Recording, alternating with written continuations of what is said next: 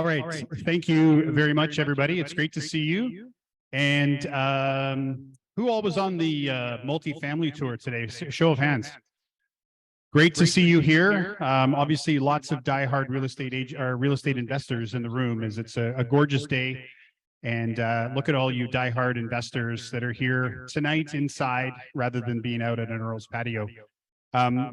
The weather has been unique in June. We've had rain, we've had heat, we've had snow in the province, and the economic situation for June has also been quite interesting. So that's why I'm going to start with where we're at from an inflation standpoint. May inflation in Canada is down to 3.4 after going up in April.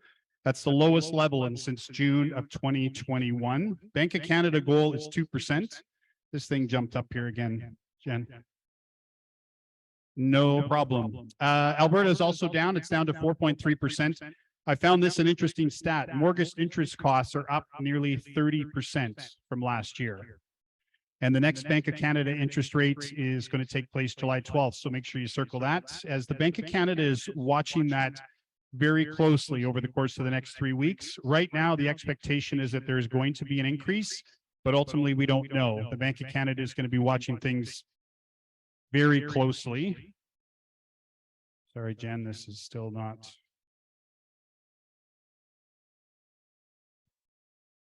Button on the left.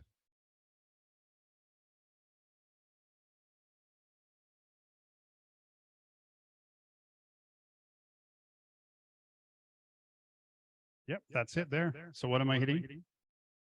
Yep. Okay, perfect.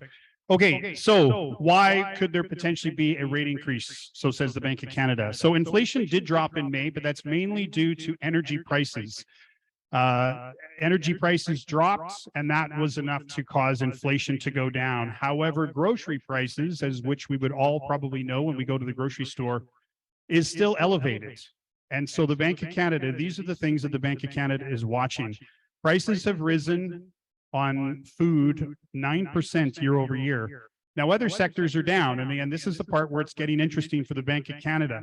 Cell phones are down, furniture is down, car sales and car prices are still up, but they've leveled off a little bit. They're not going up as significantly as they were. So that's why, again, the Bank of Canada is watching things closely, and we'll see what they do on July 12th. I might need you to just, perfect. All right. Does everybody know this tail, the tortoise and the hare? So in this case, the hare is Calgary and the tortoise is Edmonton, but there's a difference in what's happening in this tail compared to what's happening in Alberta. The hare's not going to sleep. The hare is just keeping running. And that's what's happening in Calgary right now. Now, Edmonton, and we'll see this in a second, you can move this forward. I like to tell all of my clients, we're on a slow, steady growth. Calgary is not so much that way. Calgary is certainly much more brisk. Now, this is the May stats. They come out basically in the first couple of days of the following month. So again, we are sitting here on June 28th. The next stats are going to be out possibly on July 4th, but most likely July 5th after the long weekend, and we'll know how June is doing. And again, most likely in Edmonton, we're going to see that nice steady growth. So what we've seen, for those of you that have been in this room for the past few months, is the first line is all decrease, decrease, decrease. The second line, based on last year, and everything from the previous month is an increase. Now, for those of you that were here last month, or else if you go back to the presentation from last month, the decrease April to April was like 30%. 30% decrease from last year. So now we're basically at 6.8%, 9.6%, 1.5%. So we are starting to catch up to when the market started to soften due to increased interest rates last year. We hit 2,700 units in the month of May. Yeah, go ahead. Okay, so I love the home price index. This is the Edmonton composite and also the greater Edmonton area composite. And it does look like a roller coaster ride. We are starting to come to the end of it, though, as you can start to see that there's only a couple months left up here. And you can see how we slowed down in the fall, and now we're starting to get that slow, steady growth happening in the first 6 months of this year.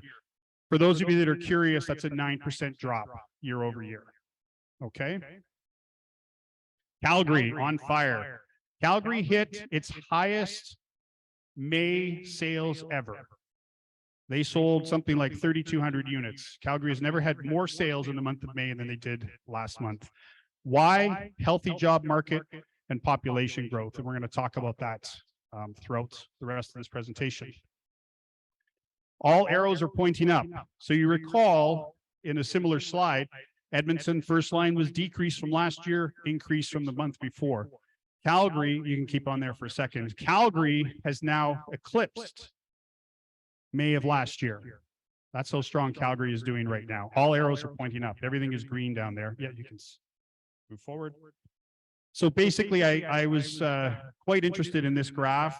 Basically, the first high mark, that's January of 2022. This current high mark is basically May of 2023. So Calgary has gone down and they have rapidly increased in 2023. People are moving to Alberta. So this is an interesting, why does real estate go up? Well, there's multiple reasons for, but one of the most impactful ones is that people are moving to a region. When people are moving to a region, they're coming because of jobs. We saw that in the Calgary slide. Jobs are aplenty in Calgary, and people are moving to Alberta, primarily right now in Calgary. So this was an interesting bit of information here. From 1972 to 2022, there's three ways that population grows. There's births outweighing deaths, there's in-migration from other provinces, and then there's immigration. And it was roughly about a third. We'll see the slide at the end here. Moving forward, right now, Alberta is at 61% for immigration from outside of Canada. Quite impactful. And they're basically anticipating that immigration is going to be between 48 and 78% total growth, 2022 to 2043. You can move to the next one there. So just for those of you that aren't knowing what the population is supposed to look like in Alberta over the next few years, 5.8 million by 2043. That's on the low side. High side is 7.2 million. And we're about 4.5 million right now. So just there's a graph of basically what we were talking about. You can see in the past, it was about a third. The interesting thing here is interprovincial migration currently only at 2%. Keep in mind that this is from 2 years, well, basically a year ago. This is 2022. We are now in 2023, and all we hear about is people moving to Alberta from other parts of the province for jobs and for affordability. You can switch that to the next one. This was an interesting article. If you Google this, it's on Money Sense. This lady talks about how in Ontario, Alberta is doing all sorts of advertising about why people should move to Alberta. For all the reasons why we know this province is great, not only in terms of mountains and things to do and all those wonderful things, but the fact that we still have the most affordable rent and we have the lowest real estate right now. And a great graph there, just in terms of average prices, which you can see. Edmonton basically at $500,000, Vancouver at 1.9 million for a comparable detached unit. Crazy. Saving up for a home, it only takes 31 months in Edmonton, but over 400 months in Vancouver. I thought this was a great article to just illustrate again the fact of how difficult it is to have home ownership in other parts of the country compared to Edmonton. 454 months in Vancouver, 304 months in Toronto, 336 in Victoria. We are now the least expensive Canadian city. We just dropped below Quebec City recently. Edmonton is one of the most affordable places to live, but rent is increasing. Right now, we're sitting number 31 out of 35 major centers, and we are the lowest ranked major city at number 31. Calgary is sitting at number 27. The other, again, we're at 31. The other four cities were all down east. They were like mid-level cities. So in terms of major markets, we are the most affordable. Alberta employment edges higher. Just a quick snapshot that ATB sent out in regards to another net increase in regards to jobs coming to Alberta in May. I believe it was 900 full-time jobs and 3,000 part-time jobs. But again, green arrows moving up when it comes to increase in employment.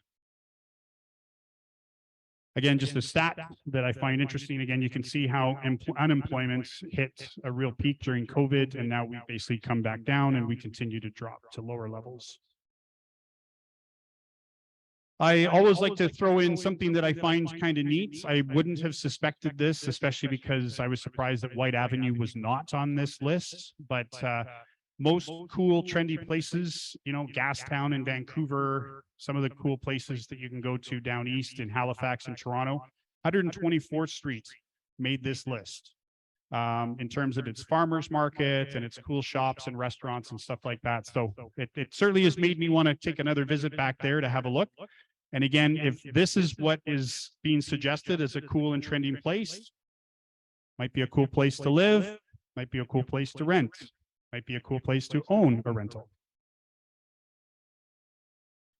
So this is an area that I just wanted to slow down a little bit. Most of you might actually be aware of this, but also we do have an online presence here. We've got people across the country.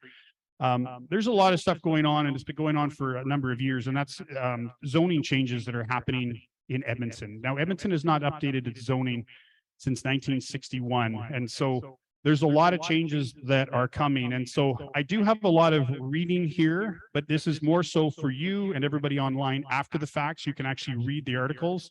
I'll just summarize it a little bit. I would suggest that you take note of this, and if you aren't familiar with it, you should get to know it, because this is quite a significant thing that's happening in Edmonton, and it's supposed to be launching. I've heard rumors that it's going to launch in the fall, but a bit more of a concrete number is January 1st of 2024. But basically what they're looking at is changing the zoning to make it easier to build different structures, and they're thinking in terms of the fact that Edmonton can no longer spread out like it has. I talk to a lot of people all the time on initial meetings about the fact that there's 4 reasons why Edmonton can no longer spread out.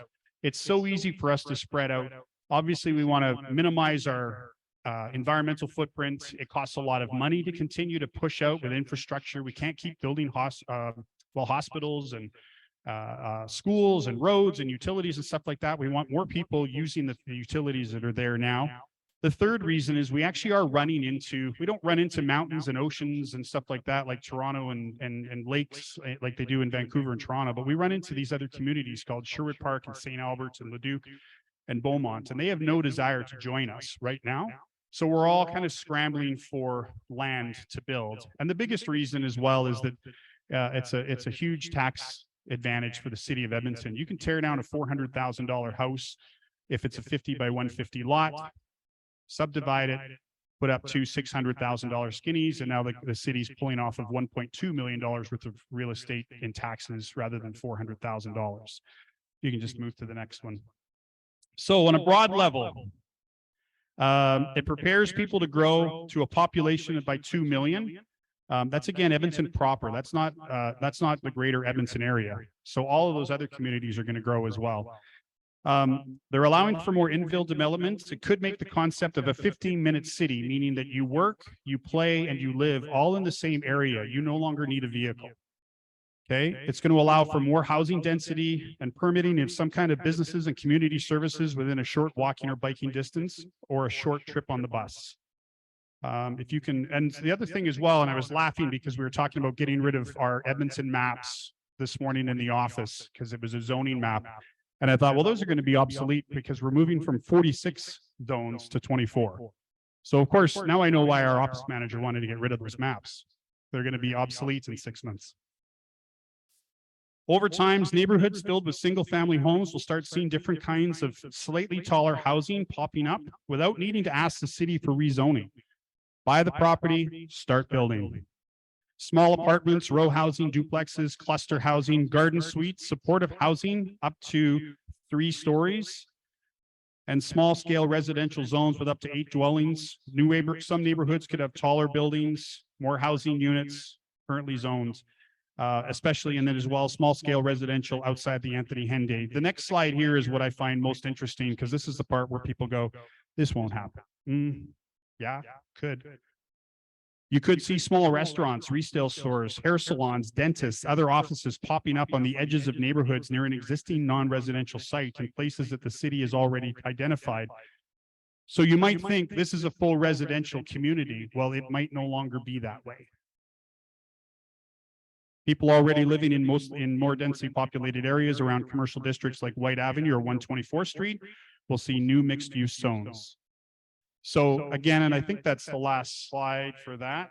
Yes. So reach out. The best place you can go to get information is the city of Edmonton.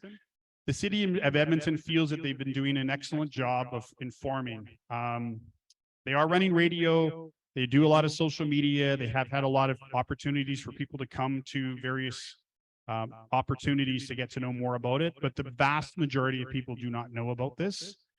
Get educated. And that's basically goes hand in hand with my next slide. This is the opportunity for you to get educated. There is some great, you might be thinking on one hand, man, I don't want a dentist, half a block down the road. But put your investor hat on. What are the opportunities in a lot of these communities from an infill standpoint, from a development standpoint, from no longer necessarily needing to wait a year and spend thousands of dollars as you try to get an area rezoned. So just very impactful, and I just wanted to bring that up, and I guess that's your homework for the next month, is to learn more about it. Yeah, that's pretty much it. Thanks very much.